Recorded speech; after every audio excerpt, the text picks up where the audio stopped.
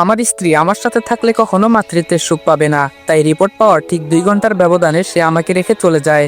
সত্যি বলতে এতে আমার বিন্দুমাত্র কষ্ট নেই, কারণ একজন অক্ষম পুরুষকে তার স্ত্রী ফেলে যেতে পারে, আর কেউ যদি সত্যিকার অর্থে তার সঙ্গীর সুখ চায় সে পুরুষ এটা মেনে নিবে। যখন ডক্টর এই রিপোর্ট দিয়েছেন তারপর থেকে কেউ কারোর সাথে কোনো কথা বলছিলাম না। ঘন্টাখানিক হবে মাহিরা বেডরুমে দরজা লক করে রেখেছিল। আমি সোফায় বসে ভাবছিলাম কি করে মাহিরাকে বলবো আমাকে ছেড়ে যাওয়ার কথা। আমি নিজেই মাহিরাকে বলতে চাচ্ছিলাম তুমি আমাকে ছেড়ে চলে যাও। আমার মনে হচ্ছিল সে নিজে এরকম কিছু করবেই না, তাই আমাকেই তাকে মানাতে হবে। আমার মাহিরা তো পুরো একটা বাচ্চাদের মতো, অল্পতেই কষ্ট পেয়ে বসে। এই জিনিসটা কিভাবে সে নিবে? কিন্তু কিছুক্ষণ পরে দেখি সে বাইরে বেরিয়ে এসেছে, সাথে তার লাগেজ প্যাক করে ফেলেছে এবং আমাকে এসে মাহিরা নিজে বলল, তোমার সঙ্গে থাকা আমার আর সম্ভব নয়, আমি চলে যাচ্ছি। ইরাদ শোনো, শারীরিক সম্পর্ক করে সুখ দিতে পারলে আর গিফট দিয়ে মন ভুলিয়ে রাখতে পারলেই হয় না, বাচ্চাও দিতে পারা লাগে। কিছু থেকে কিছু না, তুমি আমাকে আহ্লাদ দেখাও, এসবে কিছু হয় না। ইরাদ কলিজার ভিতর পুড়ে যাচ্ছিল তার মুখে এরকম কথা শুনে, কিন্তু এটাই তো সত্যি। আমি তো এটাই বলতে চাচ্ছিলাম ওকে, যে চলে যাও, সুখী হও। তবুও কেন এত মন জ্বলে যাচ্ছিল? এখন যে আমার শক্ত হতে হবে, এতে সে থেমেছিল না। আরো নানান কথা আর অভিযোগ তুলে ধরছিল সে। আমি সব চুপচাপ শুনছিলাম মাথা নিচু করে। বরাবরই মাহিরা অভিযোগ করলে আমি মাথা নিচু করে শুনে যেতাম। ওকে যে অনেক ভালোবাসি, কখনো কষ্ট দিয়ে কথা বলতেই পারিনি। আজও তাই করছিলাম, কিন্তু কষ্টটা তখনই লেগেছিল যখন তার মুখেই জানতে পারলাম সে আমার সাথে থাকা অবস্থায় পরকীয়ায় লিপ্ত হয়েছিল। মাহিরা বলল, আমি তামিমকে ভালোবাসি, এখন তোমার প্রতি আমার আর কোনো রকম ইন্টারেস্ট কাজ করে না ইরাদ। আমি বললাম, মাহিরা তুমি একজন বিবাহিত নারী, কি বলছো এসব? মাহিরা বলল, এখন কিসের বিবাহ আর কিসের কি, একটা সংসার বেঁধে রাখতে হলেও বাচ্চা লাগে। আমাদের কোনো বাচ্চা নেই, আর না আমার আছে কোনো পিছুটান। তোমার মতো একটা পুরুষের সাথে আমার থাকার আর কোনো ইচ্ছে নেই। সারাদিন যখন কাজে ব্যস্ত থাকতে আমাকে সময় দিতে পারতে না, তখনই তামিম ছিল আমার জন্য। ওর সাথেই আমি সময় কাটাতাম। আমাকে সে ভালোবাসা দিয়েছে, তাই আমি আজকে শুকরিয়া করি আল্লাহর কাছে, সে আমাকে সত্যিটা বলার সাহস আর সুযোগ দিয়েছেন তিনি। এগুলো বলে সে চলে গেল, একটা বারও পেছনে ফিরে তাকাইনি। আমি মাটিতে বসে পড়েছিলাম। মাহিরার কথায় আমি বাকরুদ্ধ হয়ে গিয়েছিলাম। সেই মুহূর্তের কষ্টটা কাউকে বলে বোঝানোর মতো নয়, কারণ একদিন 2 দিন তো নয়, আমরা তো 2 বছর প্রেম করে বিয়ে করেছিলাম।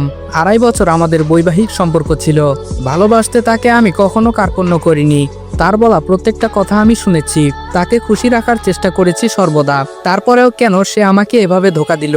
আমার ভালোবাসায় কি কোনো কমতি ছিল? এসব ভাবতে ভাবতে ইচ্ছে করছিল নিজের এই জীবনটা শেষ করে দেই, কিন্তু তখনই আজানের ধ্বনি আমার কানে আসে। হঠাৎ মনে হলো, না, আত্মহত্যা তো মহাপাপ। আত্মহত্যা করলে দুনিয়া আখিরাত কিচ্ছু পাবো না আমি। নিজের জন্য না হলেও তো আল্লাহর ধর্মকর্ম করার জন্য আমাকে বেঁচে থাকতে হবে, না হলে যে আমার মৃত মা বাবার আত্মা কষ্ট পাবেন। পুরোপুরি 3 মাসের প্রসেস আজকে শেষ হলো। আমার স্ত্রী এখন আর আমার নেই, সে আমার প্রাক্তন স্ত্রী হয়ে গিয়েছে। কোর্ট থেকে সারাদিন পরে বাড়ি ফিরলাম।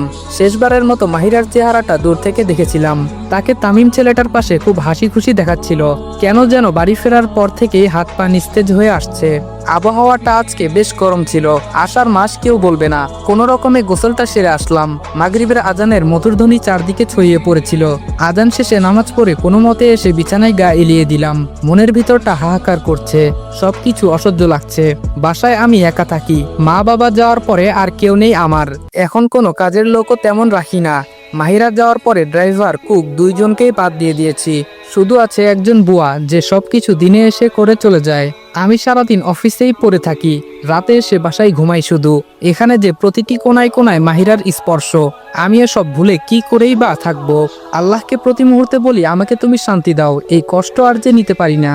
কিছুক্ষণ পরে মোবাইলটা বেজে উঠলো। সেটা ড্রেসিং টেবিলের সামনে ছিল। আমি উঠে যেতে যেতে কলটা কেটে গেল। কলটা ব্যাক করব, তখন দেখি ফোনের চার্জ শেষ। ফোন চার্জে দিয়ে আমি জানালা দিয়ে বাইরের দিকে তাকাই। দেখলাম মুষলধারে বৃষ্টি হচ্ছে।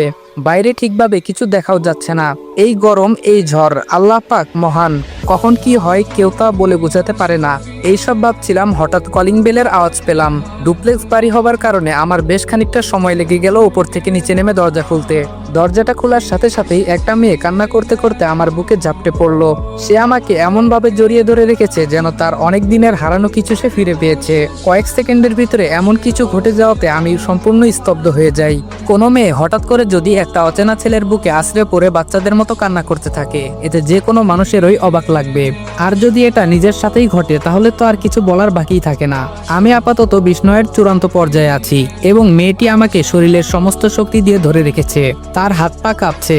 তাকে কিছু জিজ্ঞেস করব কিন্তু তার সুযোগও নেই, কারণ কান্না করতে করতেই কিছু মুখে শব্দ করছে। সে কি যেন বলতে চাচ্ছে, কিন্তু এত কান্নার মাঝে সব যেন অস্পষ্টভাবে উচ্চারিত হচ্ছে, যার ফলে আমি কিছুই বুঝতে পারছি না। হঠাৎ করে সে অজ্ঞান হয়ে গেল আমার বুকে থাকা অবস্থাতেই। আমি ভেবে পাচ্ছি না কি করব। 2-3 মিনিটের মাথায় কি থেকে কি ঘটে গেল। এমত অবস্থায় আমি মেয়েটিকে ভেতরে নিয়ে এসে একটা গেস্ট রুমে শুইয়ে দিলাম। মেয়েটার চেহারা একদম গোলাপি হয়ে আছে, তার গায়ের সমস্ত কাপড় ভেজা। মেয়েটা যে একদম ফর্সা বোঝা যাচ্ছে, কিন্তু হাতে গলায় অনেকগুলো লাল দাগ, কিছু কিছু দাগ একদম নীল বর্ণ ধারণ করেছে। বোঝা যাচ্ছে কেউ তাকে অনেক বেশি পরিমাণে মেরেছে। সে যখন আমাকে ধরে রেখেছিল তখন তার গা একদম গরম ছিল, হয়তো অনেকক্ষণ বৃষ্টিতে ভেজার ফলে তার জ্বর এসেছে। তাকে বেশ কয়েকবার ডাক দিলাম কিন্তু কোনো সাড়া শব্দ পেলাম না। তার সেন্স নেই একেবারেই। এমন অবস্থায় আমি পড়ে গেলাম মহা মুশকিলে। তার জ্বর বাড়ছে ক্রমাগত, বাইরে বৃষ্টিও যেন থামার নাম নিচ্ছে না।